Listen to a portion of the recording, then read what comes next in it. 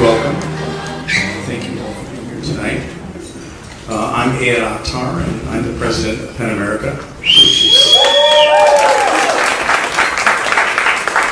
which is funny to have to be written out for me so that I can read it. Today is the last day of our 2022 World Voices Festival. This is our 18th festival, and we have been thrilled to finally be back in person and live.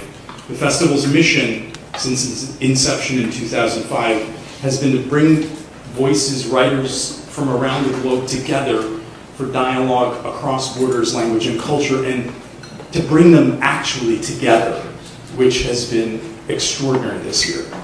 This month we're also embarking, I'm not even sure that this is public knowledge yet, but we're also embarking on a year-long celebration, an official celebration of PEN America's Centenary. And tonight's event is part of that, and it'll be taking you on a journey through our history using archival letters, notes, speeches, words written by world-renowned writers such as Toni Morrison, Larry Kramer, Margaret Atwood, Robert Frost, Susan Sontag, and others. It's rich and entertaining and important history that chronicles writers defending the freedom to think and write and the debates about artistic responsibility that this commitment often entails. This evening would not be possible without our trustee, Bridget Coleman. Is she here? She's in traffic. It's too bad. I really wanted you all to know that. And I wanted Bridget to know that you know. She's done so much, and her inspiration, it was her inspiration to bring this archival material to life tonight.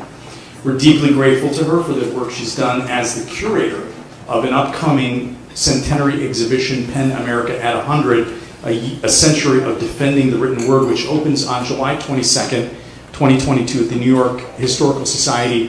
And toward the close of that exhibit, we are going to have a day-long symposium with some extraordinary writers, so keep your ears out for that. We invite you all not to miss this exceptional event. Now, I'm especially pleased to introduce tonight's reading and welcome our cast of readers and authors, Rachel Eliza Griffiths,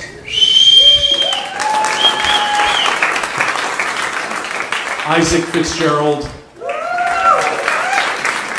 Jewher Ilham, Meghan O'Rourke, and Elisha Lawson.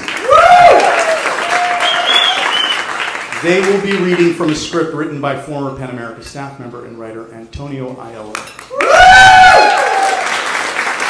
All of their bios are on the event page that you can access via the QR code on the festival schedule of events you have in your hands. One last little thought. Clarice Rosette Sharif, are you here? What an extraordinary job you've done this year with the festival. We're so grateful to you. Thank you. That's all from me. Enjoy the show.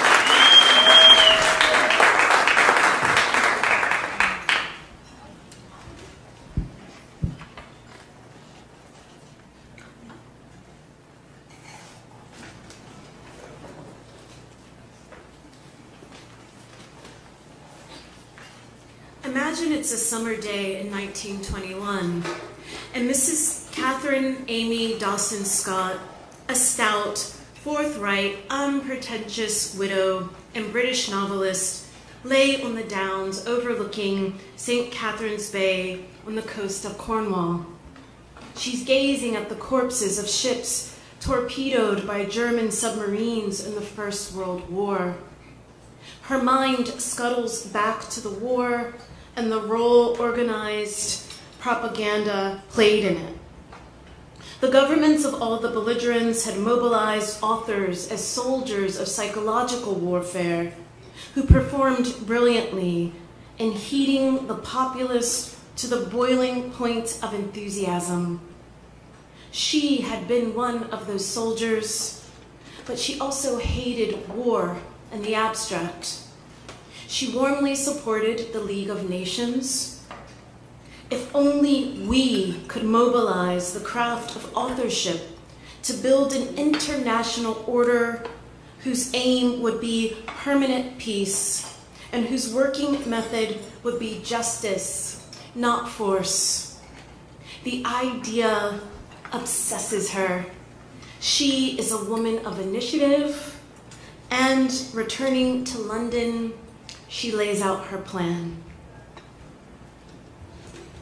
Dearest Marjorie, when I came to Warsaw, I was delighted to see how pleasantly you had developed.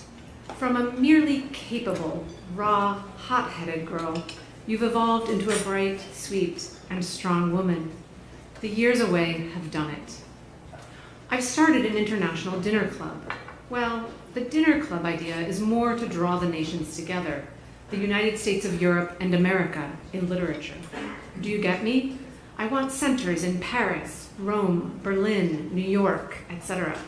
And I just got its first members, John Robert Gregg, the American publisher, and Muriel Marsh. Gregg will help me in every way he can if it's to get started here and also to get going in America. I am greatly pleased and encouraged. I am writing to other people. The usual spade work will evidently be necessary. Toby seems pleased to be secretary and is working away at his typewriter. I propose to pay him £10 a week as a paid secretary for the new club.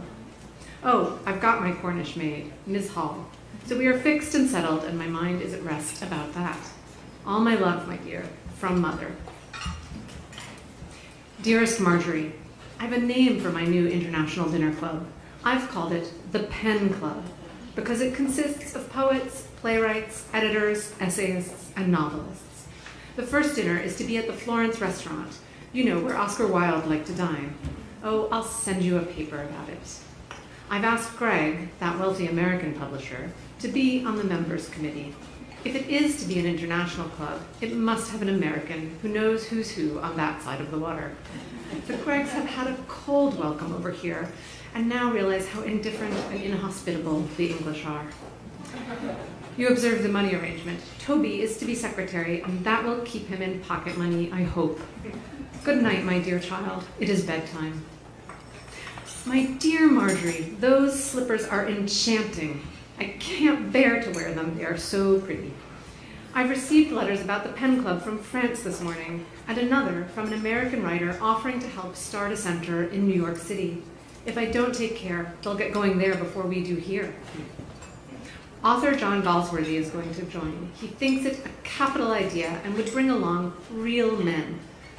He'll be on the committee. I'm delighted. This must be a real men's and women's club. You know, Marjorie, the Pen is the first attempt to gather all the world of writers into one band. It may not succeed. People are inert and lazy and unsocial. Well, you know that they are like that. But one makes a little beginning. Apparently, everyone is very keen on the idea. Already the club is being talked about in the papers. Now goodbye, my dear. Lots of love, Mother.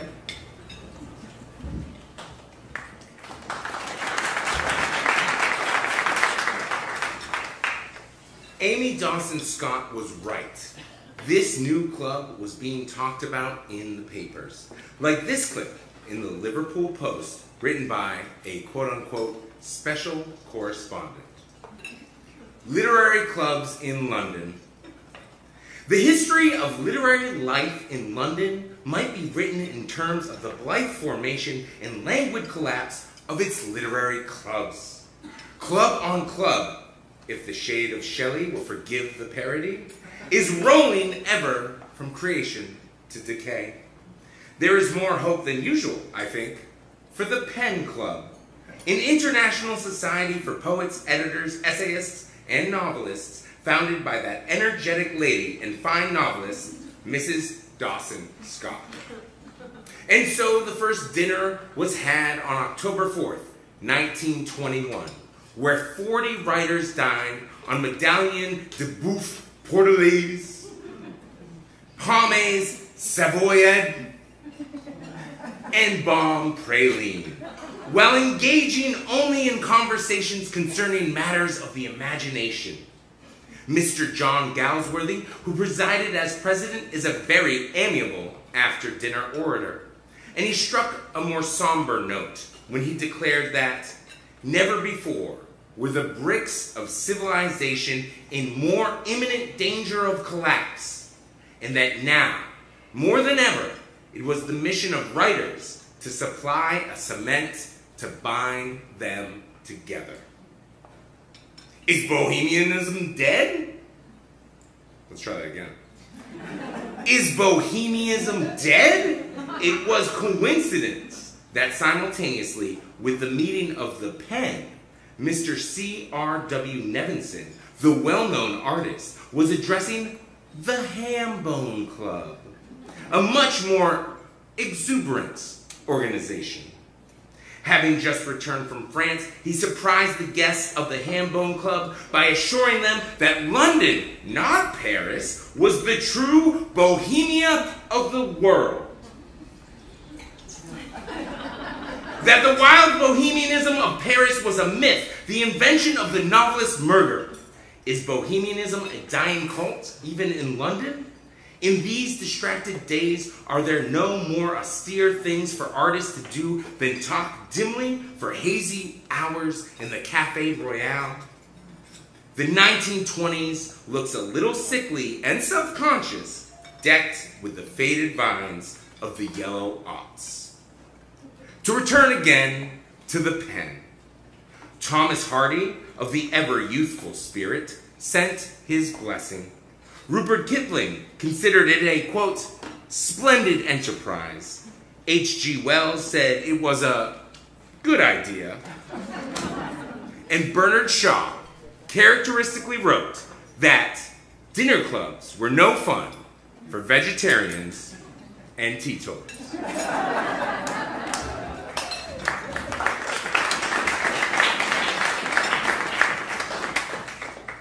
And so the pen was born, and soon spread around the world as Dawson Scott had envisioned it. When she traveled to New York City in 1924 for the Second International Congress of Pen Centers, she brought this letter from the club president, John Galsworthy. Dearest friends gathered in New York City, I used a word that should never be used without sincerity. I have asked Mrs.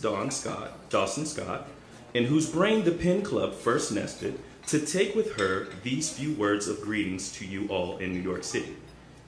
Whenever we companions of the pen meet, as you are meeting tonight, a wave of goodwill is released which brings its aroma to the absent companion and lands far away. I beg you earnestly to believe that our meetings are not festivity, but gestures of friendliness, which have a deep and wide-reaching significance. The pen, with a small p, is mighty. The feelings of pen men and women are pervasive. What we feel today, the world will feel tomorrow. In homely phrase, it is up to us to make a better world of it. We are the voices. Our club exists to convert the wilderness we cry in to a green garden. Friends, the Pen Club was a great dream. Friendliness between writers all over the world. I believe I speak from your hearts as well as my own when I say, with this dream, we will go forward till we have made of a great reality. Good fortune to you all, and may you serve the dream. John Galsworthy, May 1924.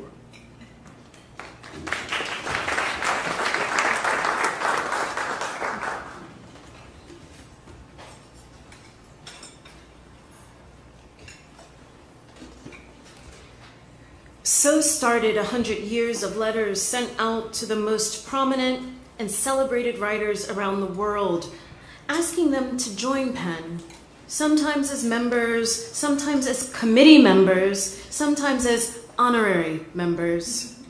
The responses poured in. Dear Mrs. Dawson Scott, disinterested friendship, I am altogether in sympathy with the aims of your society and am proud to be made an honorary member of it. Sincerely yours, Robert Frost, Ann Arbor, Michigan, April 10th, 1922.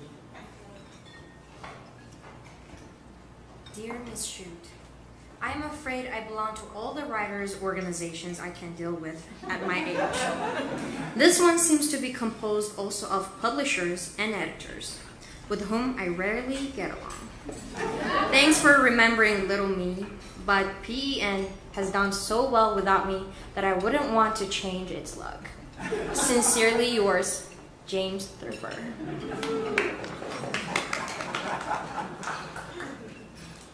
My dear Mrs. Hudson, I shall be glad to accept membership in the PEN. I am enclosing a check for $10. Very sincerely yours, W.E.B. Du Bois. Dear Mr. President, I am still debating whether to accept your kind invitation to join the PEN or not. You see, I have never joined any organization, and now, at the age of 65, living away from metropolitan centers, never traveling except to go abroad when I have the means, I wonder why I should. My theory is that as soon as anything is organized, that is the death of the idea. But as I said above, I am still mulling the matter over. The most difficult thing for me to believe is that writers are any different from other human beings. That is to say, when the crisis comes, they divide and hate, quickly forgetting their high ideals, their fine principles, their oaths of friendship, and their regard for those who disagree with their ideas. Sincerely yours, Henry Miller, Big Sur, California. Dear Mr. Best, I am honored that the Pen Club would wish me on the board, but I think I ought to decline. I really can't come to meetings, and I feel I should not let my name be used for all sorts of things I haven't time to take a genuine part in, a vice I have indulged often in the past. I feel the Pen Club is a useful organization, and I am happy to belong to it, but I cannot, for the reason I have stated, accept the kindness of your invitation. Yours truly, Robert Lowell. Dear Mr. Kramer, I am happy to continue on the PEN's executive board, although I feel very shamefaced about never having done anything on it. Perhaps I can improve. Very, very sincerely yours, Pearl S. Buck. Dear PEN, some years ago, I received an invitation to join PEN, or a suggestion from someone in your office to join PEN. I never answered, but now I think I would like to be a member. Could you let me know if this is now possible? If it is, please send the necessary forms. Light, heat, and power to you, Lawrence Ferlinghetti, City Lights Bookstore and Publishing House, San Francisco. Dear Mr. Edel, I am very honored that I've been invited to become a member of PEN. I would like to wait at least 6 months before I pay my first dues, because I haven't received royalties yet and am living on a beat basis. Also, I'm not living in New York and could hardly attend the annual meetings, but I'm moving to New York this summer and will have my money by then and will contact you.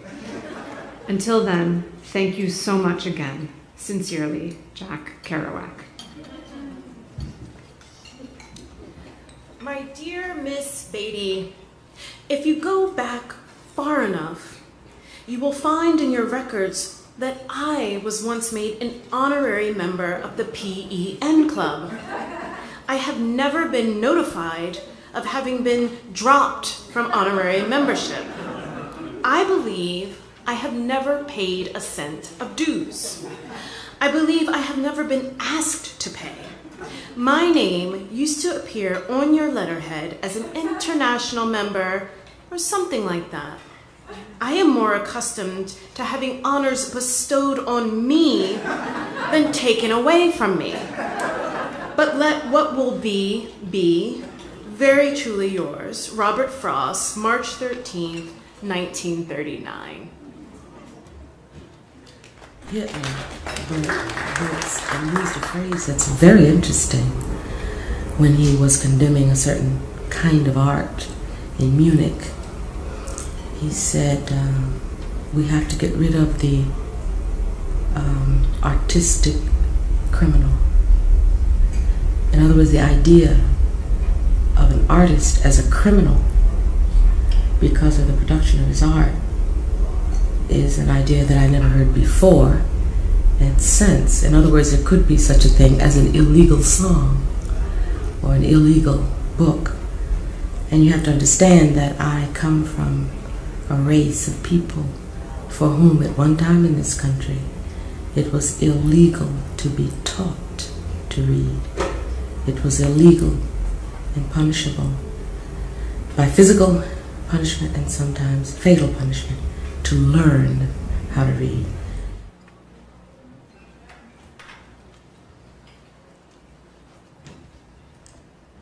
By May of 1933, the apolitical dinner club that began as a sort of a League of Nations of Letters had sinners in dozens of capital cities around the world and faced a choice. Could it remain apolitical? The answer is in the letters of Henry Seidel Canby, who represented PEN America at the 1933 PEN Congress, and Dubrovnik. Dubrovnik, that exquisite fortress on the Adriatic, enclosing a town built of old ivory, the halfway place for centuries between the Turk, the Byzantine, and the East, was an ideal setting for a social congress. Its rector's palace is more beautiful, I think, than the Doge's palace in Venice. We dined in one of its towers, high above the ocean, while a chorus sang Slavic songs. The narrow streets were gay with Dalmatian costumes, and to swim in the sea beneath the palmy terrace was like swimming in night, swimming in light. The PEN clubs have 54 centers, now in 40 nations. Jules Romain was from France, and H.G. Wells, as president, from England. The sole issue was the question of chauvinism versus internationalism in literature thrust upon the Congress by the delegation representing the Berlin PEN Club. In Berlin, Joseph Goebbels, German Minister of Public Enlightenment and Propaganda, declared, "The era of extreme Jewish intellectualism is now at an end. Thus, you do well in this midnight hour to commit to the flames the evil spirit of the past." Onto the pyre they threw thousands of books: Sigmund Freud, Ernest Hemingway, Helen Keller, John Dos Passos, John Galsworthy, André Gide, Jack London, Marcel Proust, Margaret Sanger, Upton Sinclair, H.G. Wells, Emile Zola, Victor Hugo, F. Scott Fitzgerald, Joseph Conrad, Aldous Huxley, D.H. Lawrence, James Joyce, Oscar Wilde, Dostoevsky, Leo Tolstoy, and on and on. Literature was to be cleansed of the works of traitors, immigrants and authors from foreign countries who believe they can attack and denigrate the new Germany. All historical writings whose purpose is to denigrate the origin, the spirit, and the culture of the German Volk, or that denies the force and importance of leading historical figures in favor of egalitarianism and the masses, and writings on sexuality and sexual education which serve the egocentric pleasure of the individual. The Congress seethed with agitation when H.G. Wells announced in his squeaky Cockney French that the exiled German writer Ernst Toller, a well-known dramatist and playwright who had spent 7 years in German prison, would speak on behalf of the German writers and scholars in jail or in exile. A verbal riot erupted, and the German delegates marched out of the hall to applause and hisses.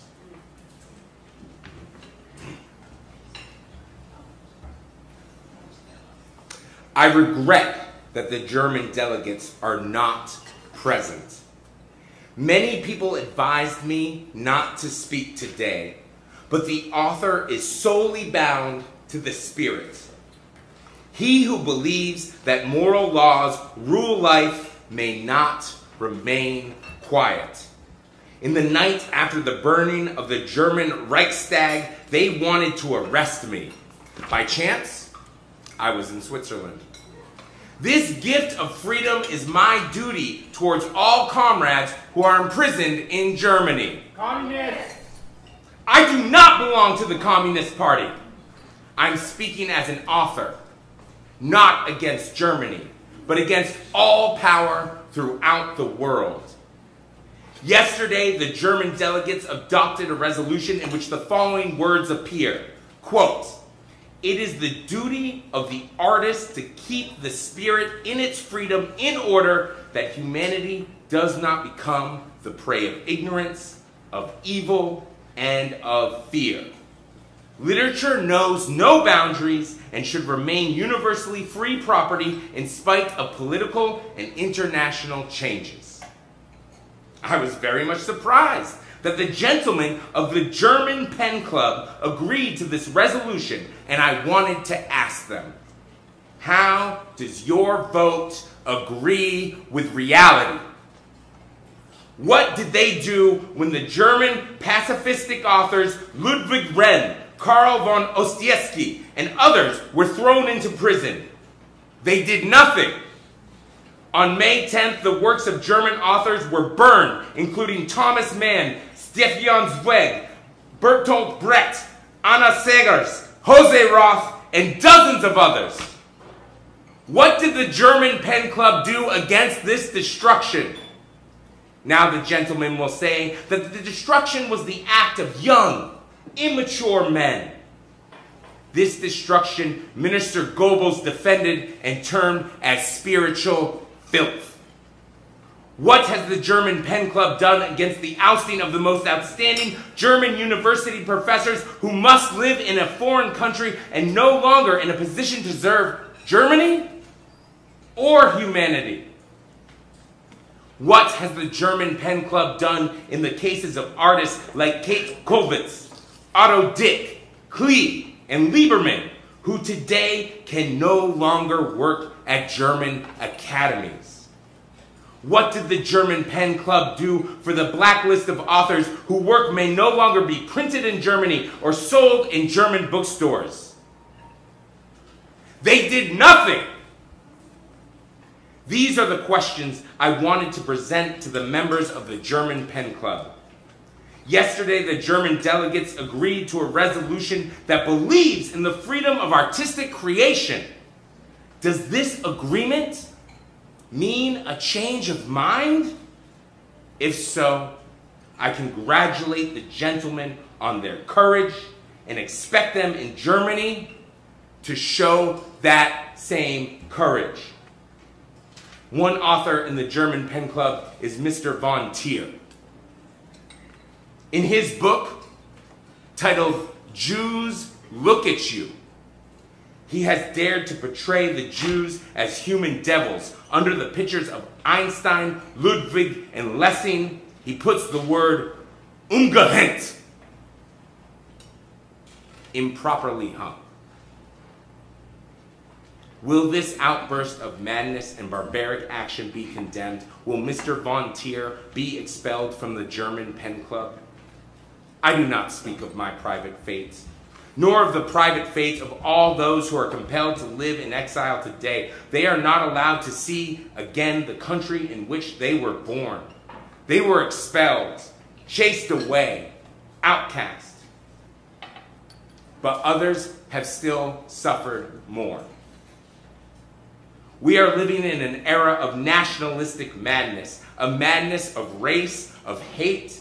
The spiritual people are isolated, are threatened, and menaced by the powers of force, and reason is being ignored in many countries. The spirit is being abused. I've only mentioned here the happenings in Germany with which I am familiar, but I hope that you will show similar courage in your fight against violence in your own countries. Madness rules the time, cruelty the people. The air around us becomes thinner and thinner. Don't let us be deceived. The voice of the soul, the voice of humanity, is only noticed by people in power when it serves as a front for political purposes. The voice of truth has never been pleasant. For centuries, people like Socrates, Giordano Bruno, Spinoza, and other great thinkers have been massacred, persecuted, and killed because they would not surrender their principles, because they preferred death to lies, because they believed in a world of freedom, justice, and humanity. I question whether we will again find the opportunity to convene and talk together in the Europe of today. Let us today conquer the fear that crushes and humbles us. We fight in many ways. May there be one way in which, though we stand on opposite sides, nevertheless, each of us dreams of a utopia where freedom from barbarity, lies, social injustice, and slavery will prevail.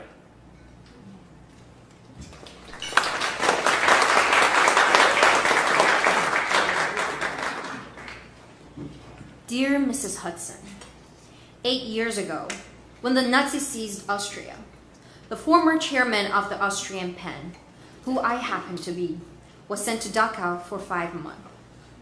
Because I had been first chairman of the Austrian section after its foundation. This is a historic fact which belongs as such to the history of the PEN Club, not because it happened to me, but because it happened. Personally, unimportant as it may be, it shows at least that to stand for the one world idea of literature, for this, after all, is a pen idea, can become under circumstances, which must not repeat a rather risky experience. By the way, the newsletter mentioned that you sent food packages to over 600 people in France, England, Poland, Italy, Hungary, Czechoslovakia, and Greece. Why not Austria too? There were many Austrian writers who were not Nazis and were signers of a pen resolution against the Nazi terror in Germany, so far back as summer 1933. Yours very sincerely, Raoul Arnheimer, former chairman of Austrian Pen, Los Angeles, California. Mr. Mayor, Secretary Schultz, Mr. Galbraith, Dr. Gregorian, Mr. Block, distinguished guests, colleagues, and friends. As it turns out, this International Pen Congress is being held in New York, a city maligned and feared, still the most fascinating on earth. Since we have the Secretary of State with us here, I will preface my salute to New York by appealing directly and hopefully to him in view of several unanimous resolutions within International Pen to abolish the so-called McCarran-Walter Act, which has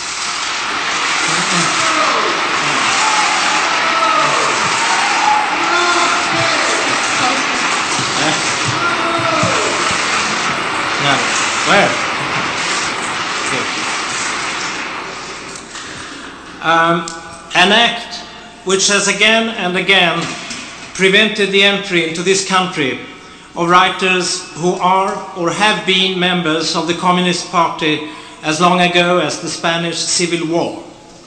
International Pen has stated that such restrictions are unworthy of a great civilized country.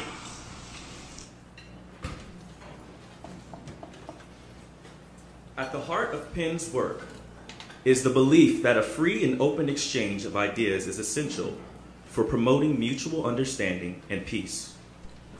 Pen and its membership have evolved and matured, and a catalyst for this ongoing change has often been the voice of dissent within the community. These tiny revolutions, like the one at the 1986 Congress in New York City, are essential to a healthy and lasting organization. This conference opened on Sunday. By Wednesday, most women had begun to talk to each other in absolute amazement and perplexity, a kind of stunned feeling about what year it was, and about the fact that in almost every panel, in many panels, there were only men speaking. So that's what we heard, day after day, or panel after panel, and we were really shocked by it. So by Wednesday, people came together. It's been said that I organized this, but that's because people always like to say a person did it. You know, there was no a person in this. There was like sort of maybe 25 persons speaking to each other at almost the same time who did it. and a meeting was called for yesterday. At this meeting, in about an hour and a half, with a lot of noise and a lot of hollering, Meredith Tax and several other women, about 125 women, sat there and wrote out one sentence after another. We voted on each sentence, then wrote the next sentence. I think it's kind of miraculous, and it speaks to the gifts of our gender. People who listened kept saying, "You people are so disorganized. You sound so noisy and crazy." You know the way they talk to us. But with all that noise and so forth, we came out with a statement that nearly all of us agreed on, and which seemed somewhat decent to me, and I'm going to read it. We protest the state of the imagination of the PEN International Congress 1986. We protest the underrepresentation of women on the panels and in the readings. Although nearly half the PEN members attending the conference are women, out of 117 panels, only 16 are women. These figures are wrong, but they're not wrong by much. We are outraged at PEN's failure to invite more women writers from all parts of the world to be panelists and readers and moderators at this conference, discussing the imagination of the state. There are many women writers of international stature, both in the United States and abroad, who could have spoken to the issues addressed by the panels. PEN must be an organization which works to eradicate inequities and should not perpetuate them within its own structure. We demand from Norman Mailer, president of the American Center of PEN, and from the officers of PEN, a public explanation to the members of this Congress for this failure. We expect that PEN will take immediate steps to remedy this situation and the ongoing structure of American and international PEN. I want to say one more thing about this. Although we really turned out, I think, a pretty decent statement, we were neglectful in some respects, because as much as I and all of us, and I think many men too, because men aren't always against having women around, as much as I felt the tiresomeness of, as I said the other day, the continuous drone of the grown-up male voice, as much as we missed just our own female voices now and then, so did we really miss dark colors among the members of this panel. And we want to include in our protest the failure of having enough people of color, of Black, Hispanic, and Asian people.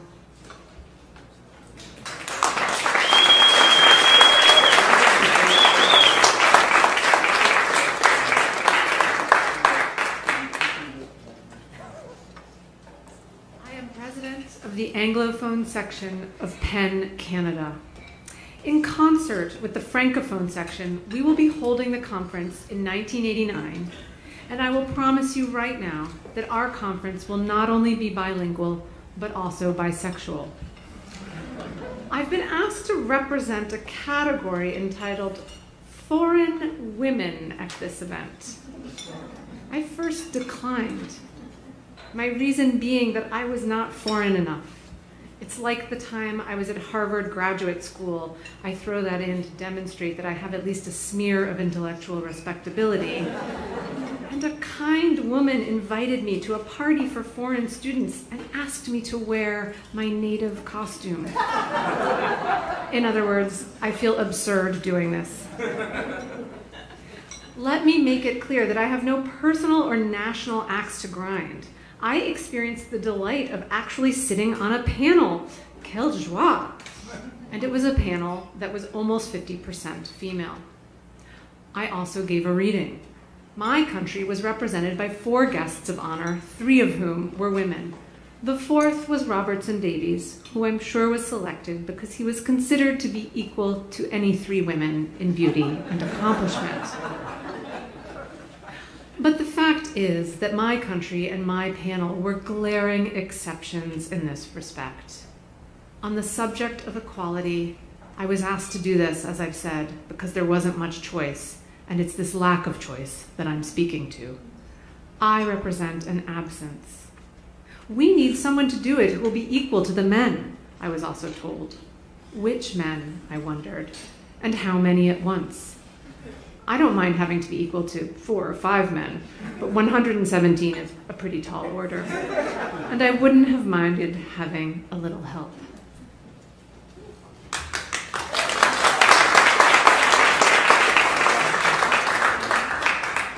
Let me clarify a few things before I come to the degree of mea culpa. Several times in conversation, it was brought up that in a certain country, we did not have a guest of honor who was a woman.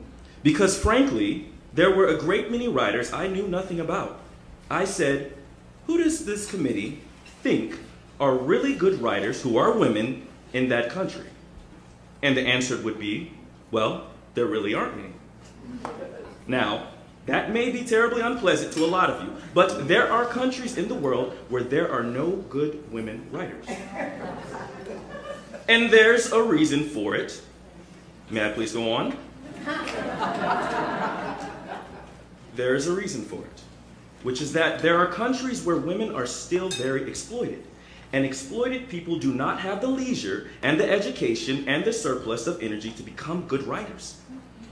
You can disrupt this meeting if you wish, but you'll gain very little, because if this meeting is disrupted, you'll gain only the media rumble that will fall upon us. Much has been made of the remark I made yesterday that there are few women who are intellectuals and novelists and poets. Now, I was not trying to say that there are not a great many women who are intellectuals. I'd be a fool to make that remark. One can look at the roster of faculty of any college and see that there must be, in most colleges, must be close to 50-50. In many high places of learning, there are more women intellectuals than men. That's not the point. The point is that someone who is an intellectual and an artist is rare. It's a rare phenomenon. It doesn't happen often.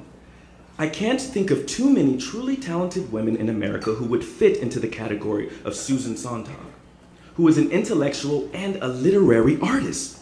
There are not too many. Now, you can name a few. I will read for you a list of the women we invited who did not come. In America, those women were Mary McCarthy, who certainly would have qualified, Ann Beattie, Diane Trilling, who would have qualified, Amy Clampett, Eudora Welty, Frances Du Plessis Gray, who would have qualified. Listen, if you don't like the word qualified, give me another word. I'm not going to fight for the word, if I may go on. Ann Tyler, Barbara Tuchman, Joan Didion, Maxine Hong Kingston, Sharon Olds, Alice Walker, Carolyn Forshey, Tasaki Shanghai, Helen Vindler, and Ursula Le Guin. Now, these are all the women who turned us down. I don't know their reason. It could have been anything from disaffection with Penn or with the leadership of Penn to personal matters to a book they were working on. But we were turned down by a great many women. Among foreign writers, we were turned down by Iris Murdoch, Marguerite Duras, Doris Lessing, Simone de Beauvoir, Marguerite Yourcenar, Elsa Morente, Mavis Gallant, Wisawa Zimborski, Krista Wolf, Alana Poniatowski. It comes to a total of 24 women who chose not to come. We wanted the best writers we could get. We did not want a Congress that would establish a political point at the cost of a considerable mediocrity. I will take full responsibility for this list when it ended up. And I'll take it without bitterness, but with whimsy, in my own heart, that there were 6 months for everyone to complain. And you did choose the week of the Congress to come down.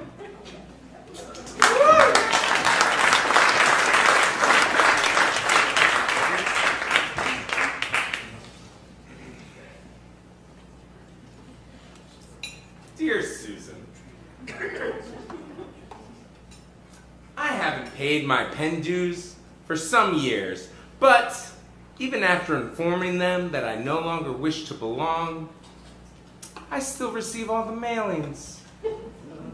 I don't want to belong to Penn because I think it has an intolerable attitude toward anything gay. There are panels and discussions and meetings and committees and prizes on and for just about every avenue of literature except gay and lesbian writing.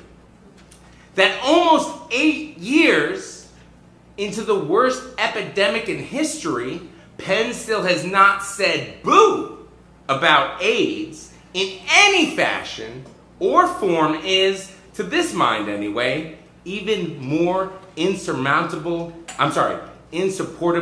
inhumane.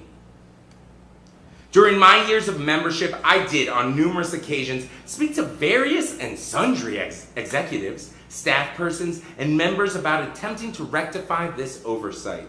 Finally, after several years of suggesting, a slot was allowed on one of the evening New Writers series for a gay person. But he was not identified as such and shared the evening with straight writers. Big deal. Your newsletter is filled with issue after issue with causes you support and fight for. None of these have ever been gay. Obituaries for gay writers never mention their homosexuality.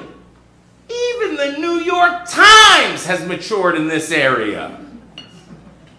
You must present hundreds of panel discussions each and every year. How dare Penn never have addressed the issue of AIDS in any form of discussion, benefit, or protest? I am ashamed of the whole lot of your membership, which contains not a few gay and lesbian writers, many openly so. I am a gay writer. I am inestimably proud of being a gay writer. Today, more than ever. I am sick of seeing our contributions to everything being swept under the carpet and back into the closet. Because AIDS is in the process of quite successfully decimating the gay male population of the world, it is more imperative than ever that the world knows who we are and what gay men have given to it. Until Penn is ready to acknowledge that gay and lesbian writing and writers exist on par with black, women, prisoners, Iron Curtain, all the you name it, and Penn supports it. Other categories of writing and writers, I want nothing to do with you. So please, save your money and remove me from your mailing lists. Sincerely yours, Larry Kramer. CC Miss Naomi Bliven, so that this letter may be published in the Penn newsletter. CC editors, the New York Native. CC Mr. Edwin McDowell, the New York Times. I remember in prison, the jailer comes every day to my cell. The jailers, and they inspect my cell, looking for a piece of paper and pen. And the head of them used to tell me, if I find paper and pen in your cell, it is more dangerous than if I find a gun. You see how writing, how the pen is important, is powerful if it is really used against injustice, against hypocrisy, against lies. If the pen is used with responsibility and with freedom, then we can change the world. Thank you very much.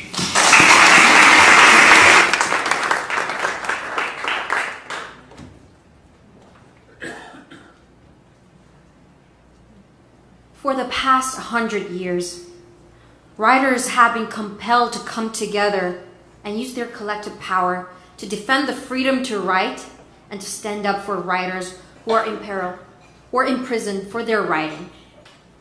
But what is the writer's responsibility?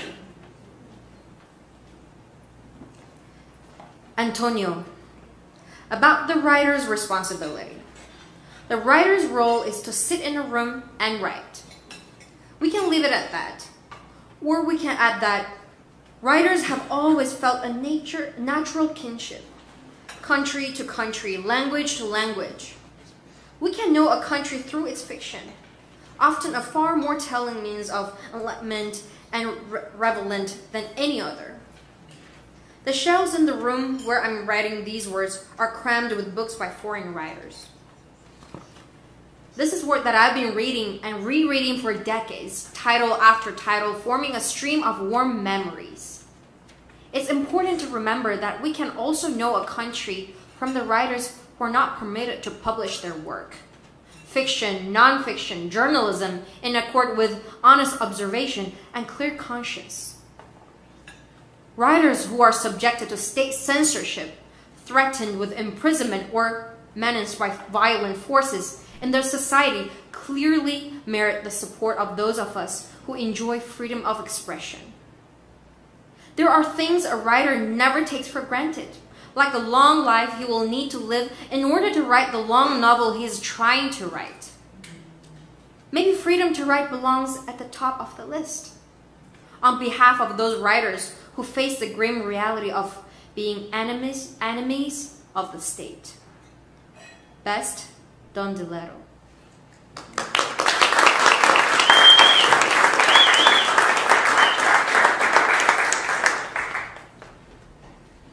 Sir, the treatment of Soviet writers in their own country has become an international scandal. We now learn with dismay of the expulsion from the Soviet Writers' Union of Alexander Solzhenitsyn, the one writer in Russia who, in the words of Arthur Miller, is unanimously regarded as a classic. The two great poets who were previously so expelled were Anna Akhmatova and Boris Pasternak. One understands Solzhenitsyn's bitter exclamation, "Was this shame not enough for you?" The silencing of a writer of Solzhenitsyn's stature is in itself a crime against civilization. We do not know whether any other steps are contemplated in this new witch hunt. Judging by experience, verbal protests do not sufficiently impress the Soviet authorities. We appeal to them, however, to stop persecuting Solzhenitsyn. Should this appeal fail, we shall see no other way but to call upon the writers and artists of the world to conduct an international cultural boycott of a country which chooses to put itself beyond the pale of civilization until such time as it abandons the barbaric treatment of its writers and artists. Yours, etc., Mary McCarthy, 1969.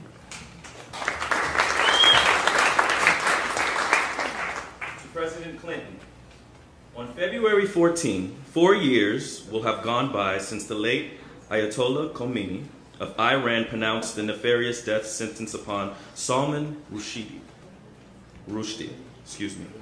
and those responsible for the publication of the Satanic Verses. During these 4 years, the $1 million bounty on Rushdie's head has been increased twice. The fatwa has been repeatedly reaffirmed by Iran, and the Italian and Japanese translators of Rushdie's novel have been assaulted, the latter fatally. The Bush administration lamentably failed to take concrete action in the affair and declined to meet with Rushdie during his visit to Washington in 1992 on the grounds that, according to the White House correspondent Marlin Fitzwater, there's no reason for us to have any special interest in him. If our democracy and others around the world fail to recognize this horrifying act of international terrorism for what it is and to challenge it energetically, we can expect that other chilling decrees of this kind will be issued in the future, endangering the lives of writers, their translators, and their publishers. We feel that President Clinton has an obligation to do his utmost to defend the principle of freedom of expression that has been violated in the Rushdie affair. We urge our new president to declare his intention of supporting this principle and to make it a condition underlining his negotiation not only with Iran, but with other countries involved in the current round of international trade deliberations. The strategy of silence in the Rushdie affair has manifestly not worked. 4 years have been long enough to establish the fact that the fatwa will be rescinded only when the Iranian government understands that not to do so will be seriously detrimental to the Iran's standing in the community of nations. Edmund Keeley, President Larry McMurtry, Susan Sontag, Norman Mailer.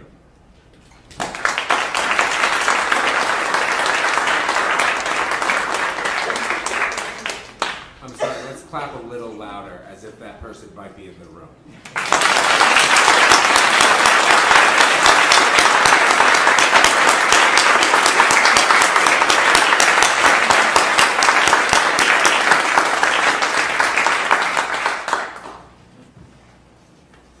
Dear members of the Nobel Peace Prize Committee, I am writing as president of PEN American Center to nominate Dr. Liu Xiaobo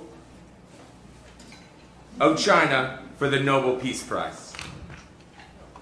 On December 25, 2009, a Beijing court sentenced Liu to 11 years in prison and an additional 2 years deprivation of political rights for, quote, inciting subversion of state power. This so-called incitement consisted of 7 phrases, a total of 224 Chinese characters that appeared in 6 essays and in Charter 8. A declaration modeled on Volkov's Havel's Charter 77 that calls for political reform and greater human rights in China. A poet and a literary critic, Liu served as a professor at Beijing Normal University and was a leading voice and an influential presence during the student protests in Tiananmen Square in 1989. Indeed, his insistence on nonviolence and democratic process are widely credited with preventing far more catastrophic bloodshed during the crackdown. I am particularly proud to note that Liu Xiaobo is not only a colleague of mine in the world of letters, but also a PEN colleague. From 2003 to 2007, Liu served as president of the Independent Chinese PEN Center, ICPC, our sister center, whose 250 members are doing courageous, on-the-ground advocacy work for freedom and expression in China. Its officers and members are regularly subjected to intimidation and surveillance, and many have been detained and questioned about the center's activities. Liu Xiaobo is one of the 6 PEN members currently in prison in China. Charter 8, which Liu co-authored, is a testament to an expanding movement for peaceful political reform in China, and is a remarkable attempt both to engage China's leadership and to speak to the Chinese public about where China is and needs to go. It is novel in its breadth and in its list of signers, political scientists, economists, writers, artists, grassroots activists, farmers, and even government officials. More than 10,000 Chinese citizens have endorsed the document despite the fact that almost all of the original 300 signers have since been detained or harassed. I, and all my PEN colleagues, believe in a cosmopolitan conversation in which we hear from every nation. But the world must let China's rulers know that we can only listen respectfully if they offer their own citizens the fundamental freedoms we all claim from our governments. This is the right moment for the world to show those in China, not all the world's friends of peace and This is the right moment for the world to show those in China that all the world's friends of peace and democracy are watching. No signal of this would be more powerful than the award of the Nobel Peace Prize. 10 days after Liu Xiaobo was sentenced, he released a statement through his lawyers. In it, he echoed Dr. Martin Luther King Jr. when he declared, quote, "For an intellectual thirsty for freedom in a dictatorial country, prison is the very first threshold. Now I have stepped over the threshold, and freedom is near." If Liu Xiaobo's case demonstrates anything, it is that Chinese authorities are now operating with a sense of impunity, convinced that they can stifle dissent and control the flow of information and ideas in their country without significant domestic or international repercussions. In the long run, of course, they will be proven wrong. But in the short term, there is every reason to worry about how many others will be silenced or suppressed if the world fails to make clear its stance with Liu Xiaobo. Awarding Liu Xiaobo the 2010 Nobel Peace Prize would both honor Dr. Liu's unique and indispensable contributions to the movement for greater civil, political, and human rights in China, and serve as sustenance and inspiration to present and future rights activists in China and in every nation. I'm very grateful to have had the opportunity to commend Liu Xiaobo to you, and I look forward, as always, to your decision. Sincerely, Kwame Anthony Appiah, President of PEN America. What the censor objects to is the lonely individual seeing the world in a way that is not sanctioned by our public morality. And this is fascinating, because when we listen to the excerpts that were read tonight, none of them seem violently incendiary. And yet what is incendiary is the quirky, individualistic, and kind of crazy way of seeing the world. You can't legislate this out of existence. And in fact, this is what writers do. They bring their individual vision to bear on the universe. And by doing that, they leaven the world. They create, they are the yeast that makes society change.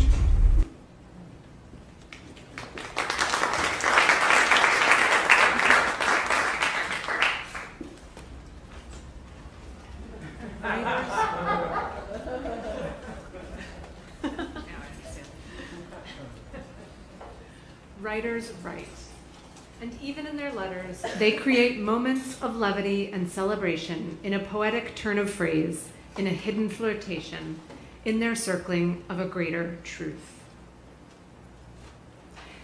Dear Joy, I don't think I'll pay any dues to PEN, as I have resigned from everything except the human race, in which I have a paid-up life membership. That means I cannot be expelled from the human race during my lifetime, provided I behave like a gentleman. I use the money I used to lay out for membership in various organizations to buy scotch, a tonic of which I am allowed 3 snorts every evening by kind permission of Albany Medical Center. Break the news of my defalcation to my pals at PEN gently. I wouldn't want Glenway Westcott to dissolve in tears on learning that I am remiss. My blessing upon PEN and upon Marchette and you. I trust you are both living exemplary lives about which your future biographers can write with pride. Peace. Frank S., Saratoga Springs.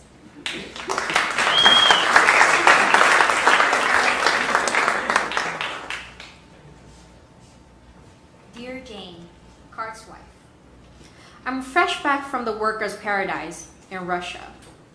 The elevators still don't work, and it's still perfect hell to be a Jew over there.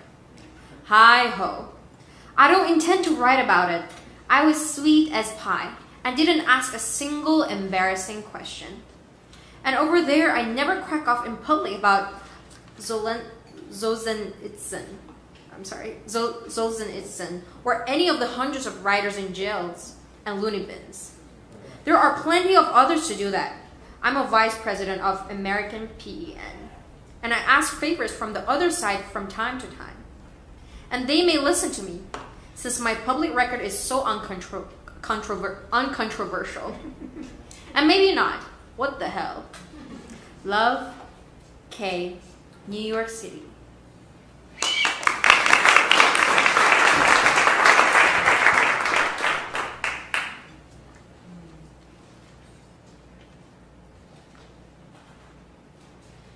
How bleak, unlivable, insufferable existence becomes when we are deprived of artwork. That the life and work of writers facing peril must be protected is urgent.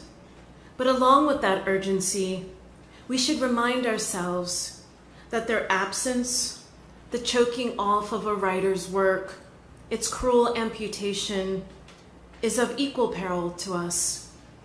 The rescue we extend to them is a generosity to ourselves. We all know nations that can be identified by the flight of writers from their shores. These are regimes whose fear of unmonitored writing is justified because truth is trouble. It is trouble for the warmonger, the torturer, the corporate thief, the political hack, the corrupt justice system, and for a comatose public. Unpersecuted, unjailed, unharassed writers are trouble for the ignorant bully, the sly racist, and the predators feeding off the world's resources. The alarm the disquiet writers raise is instructive because it is open and vulnerable, because if unpoliced, it is threatening. Therefore, the historical suppression of writers is the earliest harbinger of the steady peeling away of additional rights and liberties that will follow. The history of persecuted writers is as long as the history of literature itself, and the efforts to censor, to starve, regulate, and annihilate us are clear signs that something important has taken place. Cultural and political forces can sweep clean all but the safe, all but the state-approved art. Those writers, plying their craft near to or far from the throne of raw power, of military power, of empire building and counting houses, writers who construct meaning in the face of chaos, must be nurtured, protected, and it is right that such protection be initiated by other writers. And it is imperative not only to save the besieged writers, but to save ourselves.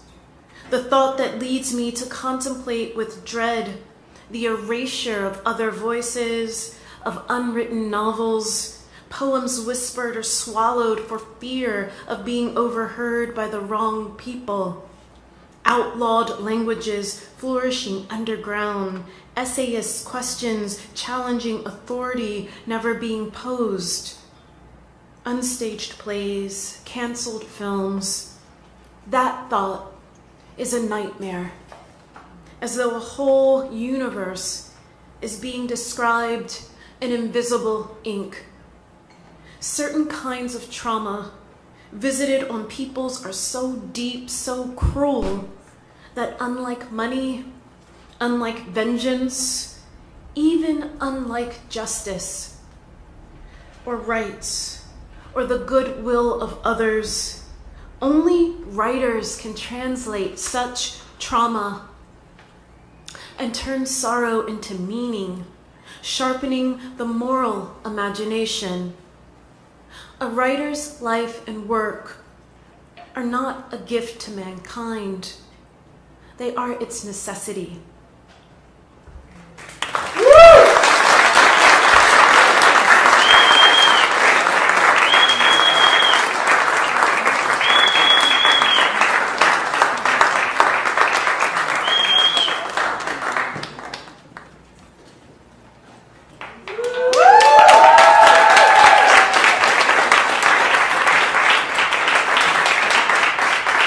Wow, I'm trying to collect myself. I'm supposed to be here in an official capacity.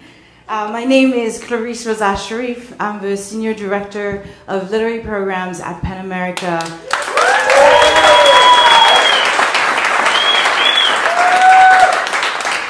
What a night. So I'm going to look at my notes because there are a few things that I want to say, and I must say.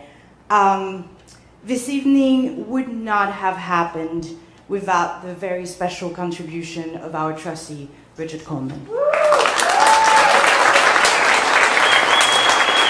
It was a brilliant idea to want to bring our archives to life with a live reading at Joe's Pub.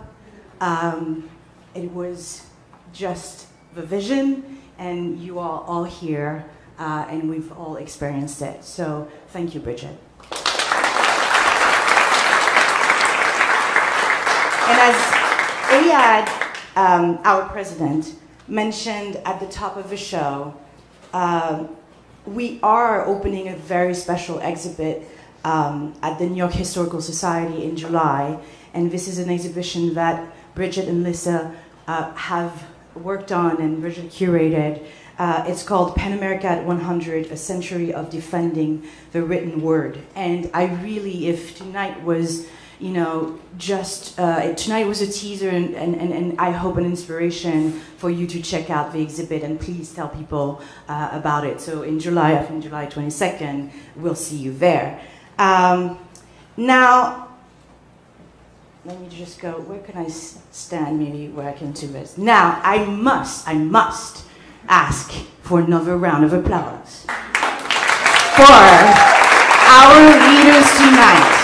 Isaac, Jewher, Rachel, Eliza, Meghan, Elisha. Amazing. Amazing. Bravo.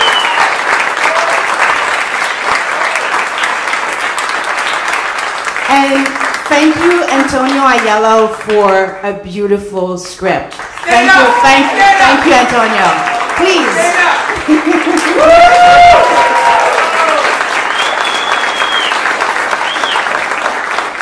And Isaac kind of gave it away earlier, but I also must acknowledge Mr. Salman Rushdie, and thank you. I thank you, and yes,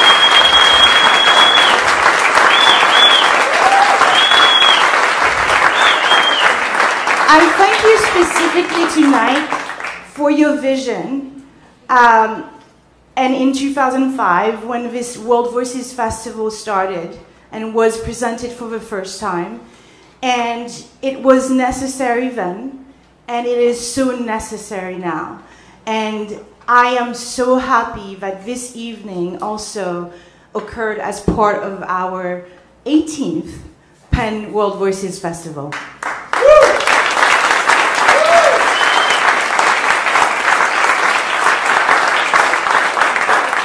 And so, actually, tonight, our closing night is called An Evening of Forbidden Books, as a nod to the evening that was presented in 1982. And at 8, starting any minute now, we will have a wonderful closing night event at the Judson Memorial Church on Washington Square Park South. If you don't have any plans afterwards, if you still have stamina, I don't, but I'll be there. Join us, please join us. And again, it has been such a pleasure to be able to bring this evening together. And I thank our cast, I thank you for being in the audience. And let's do this again. We'll do the PEN World Voices Festival, I hear, again in 2023. It will be in May. And so I want you to mark your calendars because I want to see you there. Thank you and good night.